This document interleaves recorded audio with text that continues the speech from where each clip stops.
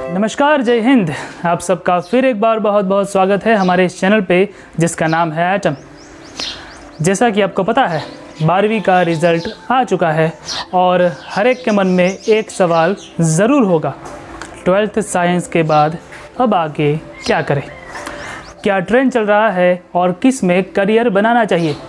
इसी सवाल को हल करने के लिए मैंने बनाया है ये वीडियो और आज के इस एपिसोड के साथ मैं शुरू करने जा रहा हूँ एक नई सीरीज़ जो कि करियर गाइडेंस पे बेस्ड है, जिसको मैंने नाम दिया है व्हाट नेक्स्ट। और इसके पहले एपिसोड में आप सबका फिर एक बार बहुत बहुत स्वागत है। तो चलिए आगे बढ़ते हैं आज के इस वीडियो में, लेकिन आगे जाने से पहले मैं आपसे विनती करूँगा कि इस वीडियो को पूरा अंत तक देखिएगा ताकि आपके सारे सवाल हल हो सके। तो चलिए बढ़ते हैं। जैसा कि आपका सवाल है व्हाट आफ्टर 12th साइंस, उसको समझाने के लिए हम इस वीडियो को दो ग्रुप में बनाएंगे।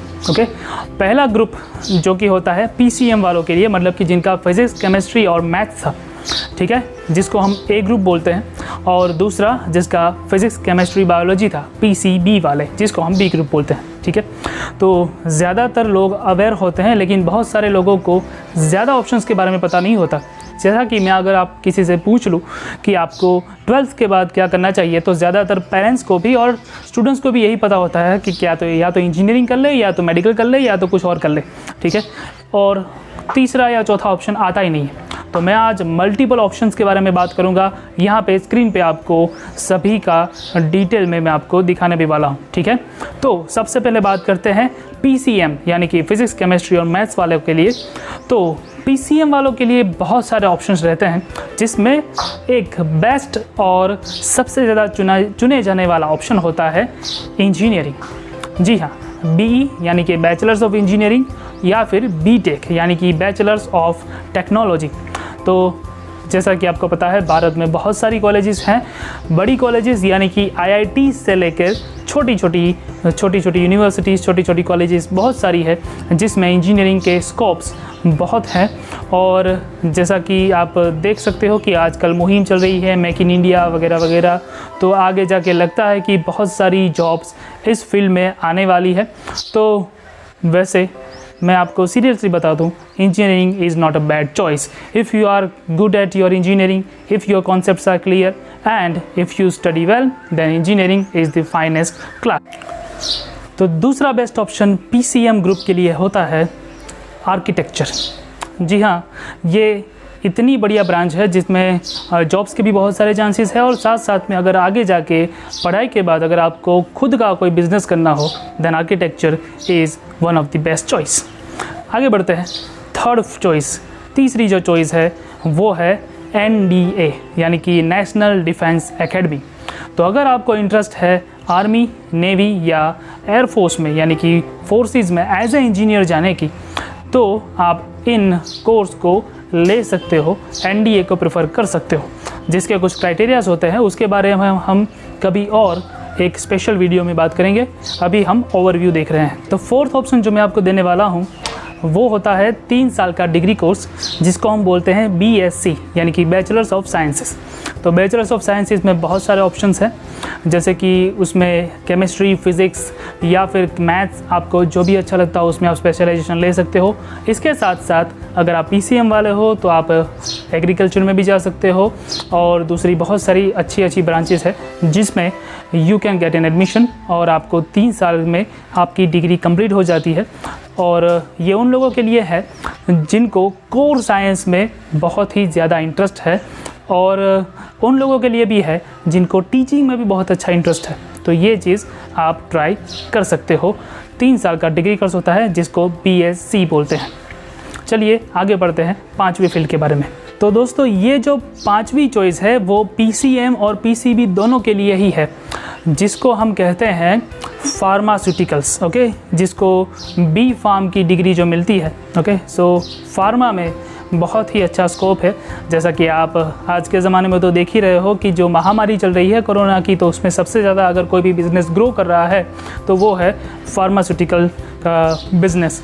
हम हालांकि ये नहीं कह रहे हैं कि इसीलिए आपको फार्मास्यूटिकल्स में जाना चाहिए, उस ब्रांच में न जाना चाहिए। नहीं, ये एक एवरग्रीन ब्रांच है, क्योंकि दवाओं की ज़रूरत हमेशा पड़ेगी, रिसर्च की ज़रूरत हमेशा पड़ेगी। तो दवाओं में रिसर्च होता रहेगा, नई नई दवाएँ आती रहेंगी, ये फार्मा कंपनी चलती रहेगी और आपको जॉब अच्छी मिल सकती है। साथ साथ में अगर आपको अपना खुद का बिज़नेस करना है तो भी pharma is one of the best choice दोनों के लिए, PCM और PCB के लिए। तो दोस्तों अब बात करते हैं बी ग्रुप यानी कि PCB वालों की, यानी कि फिज़िक्स, केमिस्ट्री और बायोलॉजी जिनको था उनकी। तो अगर आपके परसेंटेज बहुत ही अच्छे हैं और आपने 12th में बहुत ही अच्छा स्कोर किया है तो आपके लिए मेडिकल तो एक बहुत ही अच्छा ऑप्शन है ही। आप MBBS में जा सकते हो, या फिर होम्योपैथी ले सकते हो, एग्रीकल्चर ले सकते हो, आयुर्वेदिक में जा सकते हो, या फिर आप वेटरनरी के लिए जा सकते हो। इतनी सारी ब्रांचेस, इतने सारे ऑप्शंस आपके लिए अवेलेबल है कि नाम लेते लेते मैं थक जाऊँगा, लेकिन आपकी ब्रांचेस नहीं ख़त्म होगी। इसीलिए मैंने यहाँ पर स्क्रीन पर सभी के लिस्ट में रख रहा हूँ, तो आप उसी में देख सकते हो। ये 5 साल के डिग्री कोर्सेज है जिसमें प्रैक्टिस की ज़रूरत पड़ती है, और साथ साथ में अब मैं जो दे रहा हूँ वो है 3 साल के डिग्री कोर्सेज, जिसमें कोर्सेज आते हैं फिज़िकल असिस्टेंट के, जिसमें कोर्सेज आते हैं नर्सिंग के, जिसमें कोर्सेज आते हैं ऑक्यूपेशनल थेरापी के। तो इतने सारे ऑप्शंस आपके पास अवेलेबल है कि जैसा कि मैंने आपको बताया, मैं नाम लेके थक जाऊँगा। ठीक है, तो ये था PCB वालों के लिए, आप इनमें से अपना इंटरेस्ट पसंद कर सकते हो। लेकिन अब देखो, हर कोई तो इंजीनियरिंग नहीं कर सकता, हर कोई मेडिकल नहीं कर सकता। तो वो लोग क्या करेंगे जिनके या तो परसेंटेज कम है, या तो ना तो उनको इंजीनियरिंग में इंटरेस्ट है, ना तो उनको मेडिकल में इंटरेस्ट है, ना तो उनको फार्मास्यूटिकल्स में इंटरेस्ट है। तो आपके लिए एक सुनहरा मौका ये है कि आप साइंस के स्टूडेंट हो तो आप आर्ट्स में भी एडमिशन ले सकते हो। ये आपने कभी सुना था? ज़रा उसको सर्च कीजिएगा। तो जैसा कि आर्ट्स में बहुत सारी ऐसी चीज़ें हैं जिसमें आप जा सकते हो, फॉरेन लैंग्वेज से लेके जर्नलिज़म तक बहुत सारी ऐसी ब्रांचेस है जिसमें आप अपना करियर बना सकते हो। तो उसमें होटल मैनेजमेंट भी एक बहुत अच्छा कोर्स है, डिज़ाइनिंग में fashion designing, interior designing, jewellery designing, film making में भी एक बहुत ही अच्छा करियर है, मैनेजमेंट साइंस में भी एक बहुत ही अच्छा करियर है। तो इन सभी में आप अपना करियर बना सकते हो। अब मैं जो बात करने जा रहा हूँ उसके बारे में बहुत ही कम लोगों को पता होता है, जो कि होती है ड्यूअल डिग्रीज़। दोस्तों ड्यूअल डिग्रीज़ क्या होता है? ड्यूअल डिग्रीज़ मतलब कि अगर आपको इंटरेस्ट है कि आप सीधे ही मास्टर्स में एडमिशन ले, तो जी हाँ, आप कर सकते हैं। मान लो कि मुझे BE में नहीं बल्कि ME यानी कि मास्टर्स ऑफ इंजीनियरिंग में एडमिशन लेना है, then you can go for it. Generally अगर आप देखिए तो BE यानी कि बैचलर्स ऑफ इंजीनियरिंग का जो कोर्स होता है वो 4 साल का होता है, उसके बाद मास्टर्स डिग्री का कोर्स जो है वो 2 साल का होता है। अगर आप ड्यूअल डिग्री में एडमिशन लेते हो तो ये कोर्स आपके लिए 5 साल का बन जाएगा, तो जो 6 साल आपके बिगड़ने वाले थे वो 5 साल में बन जाएंगे। उसी तरह से हर एक ब्रांच में होता है, आप BA के साथ MA कर सकते हो, आप BA के साथ BEd भी कर सकते हो। तो ये ड्यूअल डिग्री कोर्सेज़ हैं जो आपको हर एक यूनिवर्सिटीज़ के वेबसाइट पे मिल जाएंगे, और उसमें एक चीज़ है, उसमें एडमिशन आसानी से मिलता है, कम परसेंटेज पे भी आपको अच्छी कॉलेजेस में एडमिशन मिल जाएगा। यहाँ तक भी मैंने देखा हुआ है कि अगर किसी के 70% भी है तो भी उसको IITs में ड्यूअल डिग्री में BSc MSc मिक्स में एडमिशन मिल जाता है। तो यहाँ पे भी आप अपना करियर बना सकते हो। साथ साथ में अगर आपको इंटरेस्ट है टीचिंग में, then you can make your career in teaching to.